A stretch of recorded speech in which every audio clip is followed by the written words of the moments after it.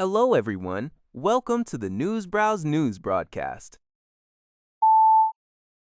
Canada's economy saw a net loss of 17,700 jobs in April, pushing the unemployment rate to a six-month high of 6.9%, according to Statistics Canada data reported by CBC. This indicates a continued weakness in the labor market, which has struggled amid U.S. tariffs and trade uncertainty. The decline was entirely in full-time jobs, with a loss of 46,700 positions, partially offset by a gain of 29,000 part-time roles. This marks job losses in 3 of the first 4 months of 2026. Wage growth for permanent employees slowed to 4.8% from 5.1% in March. The participation rate edged up to 65%, suggesting more people are looking for work. The goods-producing sector was hit hardest, losing 26,800 jobs, while the services sector saw a modest gain. Analysts had predicted job gains, not losses. Québec solidaire, Quebec's leftist Fabalentes party, is currently holding its annual convention in Montreal. With the October 5 election just 5 months away, the party faces a significant challenge in broadening its appeal, particularly outside urban centers. The Canadian press reports that Québec solidaire, which holds 11 of 125 seats, is currently polling behind the Parti Québécois, Liberals, Coalition Avenir Québec, and Conservatives. According to poll aggregator QC125.com, the party is projected to drop to 7 seats if an election were held today.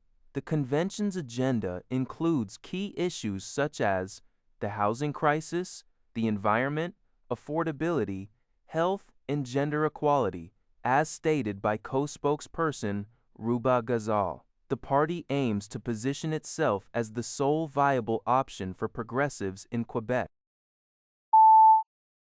Global News reports that severe flooding across Saskatchewan has left many rural municipalities, RMs, deeply concerned about the time and financial resources required for extensive road and bridge repairs. With 35 local states of emergency declared, small communities like the RM of Garden River, as highlighted by Reeve Ryan Scragg, face a daunting task due to limited budgets and workforces. Currently, the provincial government has deployed crews to implement temporary fixes, such as filling washouts with riprap to restore traffic flow. However, permanent repairs can only be properly assessed and undertaken once the floodwaters recede and the affected areas dry out. Dan Palmer, senior communications consultant for the Ministry of Highways, stated that it is premature to determine the exact amount of emergency funding needed while the flooding continues. This leaves RMs to manage immediate response efforts and initial cleanup with potential government program assistance.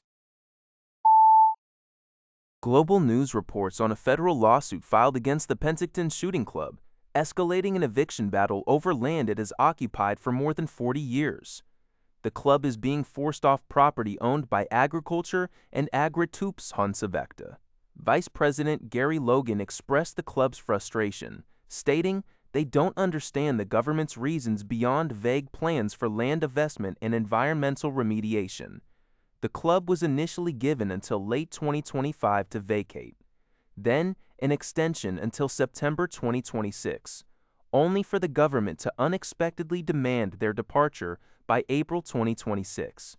Despite significant community support, including from the RCMP and Kelowna MP Stephen Four, and a petition with over 10,000 signatures, the federal government initiated legal action, claiming the club is unlawfully occupying the site. From newswire.ca, Enbridge Inc. has reported robust first quarter 2026 financial results, with adjusted EBITDA of $5.8 billion, consistent with the previous year, and distributable cash flow, DCF Resort DCF, increasing to $3.9 billion. The company reaffirmed its full-year 2026 financial guidance and its multi-year outlook of approximately 5% average annual growth for adjusted EBITDA, DCF per share, and EPS.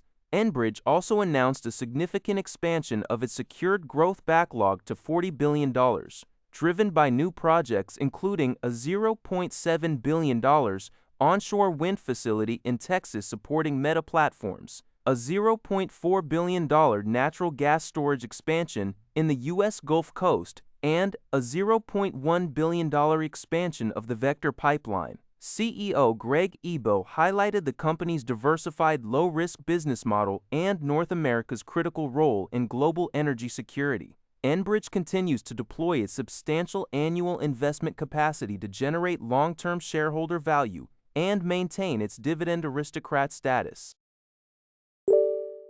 That's all for this video.